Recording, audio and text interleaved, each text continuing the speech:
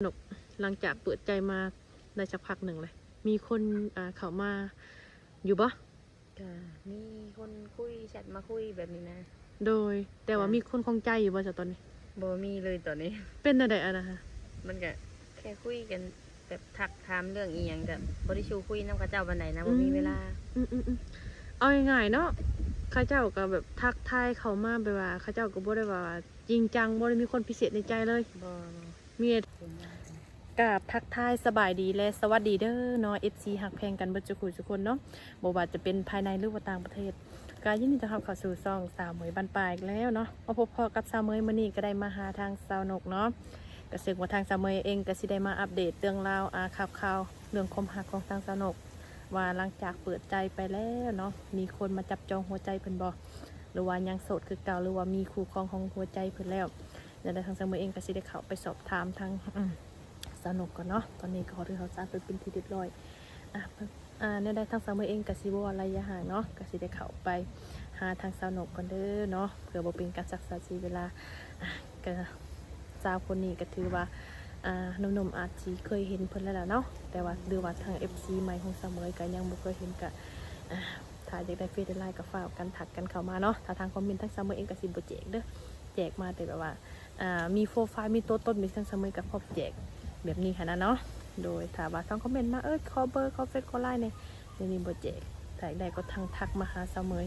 เนาะในได้ทางสาวเมยเองก็จะได้เข้าไปหาก่อนวอลไลน์ยาวเหยียดเลยเนาะโดย โอเคโดยสบายดีเด้อ ทางสาวเมยเองก็ได้มาหาทางสาวนกเนาะเนื่องจากว่าบ่ได้เห็นกันดนแล้วเธอมื้อนี้บ่ได้ไปทางไหนบ้างมื้อนี้บ่เป็นอะไรคือบ่ไปอยู่เฮือน ช่วงนี้บ่ได้ไปไส เก็บโตก่อนเนาะเนื่องจากว่าช่วงนี้ก็คือว่าเขาเจ้าเลี้ยวเขาเลี้ยวน้ำเนาะบ่ได้ฉุไปทางใดคิดวางแผนแบบว่าสิไปไทยอยู่บ่ ก็คิดอยู่แต่คือปัญหาคือจะเว้ามาเลยเนาะโดยมันยากทางเสมอเองก็มาเห็นฮอดเทือนฮอดชานของทางสนุกเพิ่นก็คือแบบว่าพ่อเพิ่นก็อายุหลายก็ค่อนข้างก็บ่แข็งแรงเนาะสนุกเนาะขออนุญาตเนาะซ้ำเห็นนั่นแหละเราก็อยู่แต่เทิงนอนอยู่ที่นั่นแหละ แม่น ไปไสไกลก็บ่ได้แม่นก็คือว่าเฒ่าแม่เพิ่นก็อายุหลายแล้วเนาะโดยแล้วก็เบิ่งลูกเบิ่งหลานอันคือสนุกไปนี่ค่อยว่าแบบจะไปเวียกไปงานนี่นะค่อยว่าน่าสิยากเด้อเนาะไปซื้อนั่นนี่นี่ค่อยว่ายากเพราะว่าลูกเจ้ากันทั้งว่า4คนเนาะบัดทางเฒ่าแม่เพิ่นก็ไปจักอันยากพุ่นยากพี่แน่ ช่วงนี้เพิ่นเอาให้ได้อยู่เพิ่นว่าหาเงินก็รีบหาเพิ่นว่าตอนเพิ่นเอาลูกให้ได้นี่เพิ่นว่า แม่นความเราบ่ถึกนี่ช่วงนี้แต่เฮาก็บ่กล้าปล่อยไปไกลฮะนะอืมคันเฮาไปแถวบ้านแถวเมืองเฮานี่เพราะว่าคำเฮามาเด้แม่นบ่เลยโดยสมมุติเฮาบัดไปอยู่ฝั่งถกฝั่งไทยพุ่นบัดเผื่อสิมาสิ้นเดือนสิ้นดาวพุเนาะก็ถือว่ายากก็เป็นจังได๋สนุกหลังจากเปิดใจมาได้สักพักหนึ่งเลยมีคนเข้ามาอยู่บ่ก็มีคนคุยแชทมาคุยแบบนี้นะ โดยแต่ว่ามีคนคงใจอยู่บ่จ้ะตอนนี้บ่มีเลยตอนนี้ เป็นอะไรอะนะฮะมันก็แค่คุยกันแบบทักถามเรื่องอีหยังกับบ่ได้ชูคุยนำกับเจ้าบันไดนะบ่มีเวลาเอาง่ายๆเนาะข้าเจ้าก็แบบทักทายเขามาแบบว่าข้าเจ้าก็บ่ได้ว่าจริงจังบ่ได้มีคนพิเศษในใจเลยบ่มีแต่ถามว่าเป็นจังได๋มื้อนี้มื้อนั้นนี่ซื่อโดยประมาณนั้นแหละเอาง่ายๆเนาะบางคนก็เจ้าก็แบบว่ายังบางคนเขาคิดว่าสนุกอาจสิมีแฟนอยู่แล้วน่าสิมีตัวเลือกหลายแบบนี้นะบ่มีบ่มีก็จะบ่ทักเข้ามาหั่นนะแต่คือว่าช่างสนุกนี่ก็คือว่าโสดเนาะโสดคือเก่าเนาะโดยยังเปิดไฟเขียวคือเก่าเนาะโดยโอเคยังเปิดไฟเขียวคือเก่าทางสมุเองก็ได้มาอัปเดตให้หนุ่มๆเบิ่งเนื่องจากว่าพูนเปิดใจแต่ทุดก่อนพูโดนเลยก็คิดว่าโอ๊ยสร้างสนุกอาจจะมีผู้บ่าวแล้วล่ะว่าฉันจ้ะแต่ยังบ่มีคือเก่ายังบ่มีคนของใจโดยก็ยังวางคือเก่าโดยโดยบัดนี้ได้สร้างสนุกลูกผู้กกเจ้าหามาแล้วบ่มาแล้วโดยเป็นอะไรผ่านบ่กาตอนนี้ยังบ่ผ่านคุยกันบ่ลงตัวนํก็มีหลายอย่างนํมันยากคือยากเนาะก็เลยเอาลูกมาก่อนคุยกันบ่ลงตัวนํทาง เอ้ยน้องเขาเนาะ เขาเจ้าก็อยากเอาลูกไปอยู่นํอยู่บ่พ่อเพิ่นนี่ ถามเขาก็เอาไปอยู่นำบ่ได้ดอกเขาพละเขามัน เขาจะ บ่มีคนเบิ่งลูกถ้าเขาไปเฮ็ดงานก็ได้ อืมเอ้าเพิ่นบ่ได้เอาเมียบ่จ้ะ เอาเขากับปะกันเนาะประมาณนี้เอาก็ช่วงนึงเขาบ่ได้อยู่นํกันไปๆมาๆประมาณนี้ อืมเนาะคนเฮาเนาะสมมุติว่าคันเฮาก็บ่ได้ว่าพูดว่าพี่เนาะคันว่าเขาเจ้าอันหักมักเนาะแพงลูกเขาเจ้าคันว่าเมียเขาใจดีนะน่าสิเอาลูกไปอยู่นํได้เนาะแต่สร้างสนุกแล้วจะสิให้เอาให้เพิ่นเอาลูกไปอยู่บ่ การในใจก็บ่อยากให้เอาไปนะ ลูกเฮาเนาะแม่นความ ในใจก็บ่อยากให้ กะช่องมาคือข่อยว่าหั่นแหละลูกเฮาหักเฮาแพงเฮาเลี้ยงมากับมือช่องมาเพิ่นใหญ่ปานนี้แล้วเด้ แม่ อีกช่องทำปีเจ้าสบายเด้แม่นบ่เลย โดย ตอนนี้ผูกกกเจจักปีก็ 9 ปีแล้วอีกจักเดือนนี่เข้า อ่ะดิ เดือน4นี่ก็9 ปีเต็มแล้ว 9 ปีเต็ม9 ปี 10 ปี 13 14 ปีนี่โอ้ยเป็นสาว จังว่า เขามีคนถามหลายคนอยู่ว่าคันพ่อเขาอันนั้นสิให้เขาเอาไปอยู่บ่ในใจก็บ่อยากให้เอาไปแล้วเนาะ แม่น เขาก็เลิกกับเขาแล้วแบบเขาก็เลี้ยงใหญ่แล้วเขาก็บ่อยากให้เลยเนาะ โดยแม่น เอาไปเล่นบ้านเล่นเบอร์ได้อยู่ แม่น ให้ไปอยู่เลยนี่บ่ให้ แม่นก็คือว่าลูกของเจ้านี่ก็ใหญ่เบิดแต่สบายแบบบางคนก็ยังคิดว่าโอ้คือลูกหลายแบบนี้นะมันบ่มีปัญหาดอกลูกหลายลูกน้อยนะคือความหมายคือแบบว่าลูกเพิ่นก็เป็นผู้หญิงสองมาก็คือใหญ่เลยนะ อีก2-3 ปีคือมาอยู่เรื่องราวได้สบายเลยไม่ต้องยุ่งยากแล้วสนุกเนาะทางสนุกได้สาแบบเคยมีซานเป็นของตัวเองอยู่บ่ บ่เลย ยังบ่ การมีแต่หลังนอกอะไรก็จำนั่นแหละยังบ่แล้วเนาะ อืม ก็เป็นหนี้เป็นซีนคือกันตัวนั้นก็ได้ เอาง่ายๆก็เป็นหลังคาแล้วนะ โดยเอาง่ายๆก็คือทางสนุกก็มีอยู่ แต่ยังบ่แล้วนะซะเนาะ แม่นก็เลยได้โจมานี่จักปี อืมจักเปอร์เซ็นต์แล้วเฮือนเจ้าที่ทันได้แล้วนี่ นี่หากับมุงหลังคาเนาะยังบ่ได้เอาดินเขาอยู่ ประมาณอยู่ 30%เนาะยังอีก 70%หาเงินเพื่อเฮ็ดตัวนั้นก็แม่นง่ายอีก โอ้ยังโดน คอยไปสนุกเลยเนาะคนเฮานะเฮาสิไปเฮ็ดปุบปับแบบเดียวคือหมู่มันเป็นไปบ่ได้ แม่นเฮาก็บ่มีเดี๋ยวนี้ แม่น เฮ็ดคือหมู่บ่ได้เห็นหมู่ได้เลยอยากได้คือเขาบ่ได้ แม่น คนเฮาเนาะก็คือว่าเว้าแหละแข่งเรือแข่งพายได้ แข่งบุญวาสนาบ่ได้ก็คือความหมายมันทันได้ฮอดมือของเฮาแม่นว่าแหละคนเฮาทุกคนมันก็มันฮอดทันฮอดมือมันน่ะ โดนมัน มันหักสิได้ หรือว่าสิซ่าสิเร็วบ่ แม่นมันหักสิฮู้ว่าไวหรือซ่านั่นแหละ ก็คือความหมายเจ้าก็มีเฮือนของเจ้าเอง ดินนี่ซื้อเองบ่ โดยซื้อเองดินนะ ติดกับทางเลย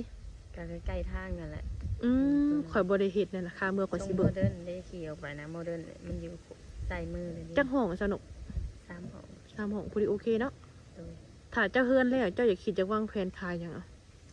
ในใจบ่ แม่น กาจะขายของทั่วไปขายของซ้ำนี่แหละ มันสบายเนาะมันจังแบบว่า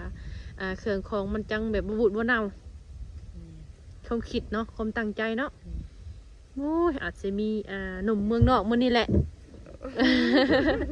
เพิ่นอาจสิยังบ่ได้เห็นนะชุดก่อน มีสนุกเพิ่นกับบางคนเพิ่นกับบ่มีลูกมีเต้าแบบนี้นะ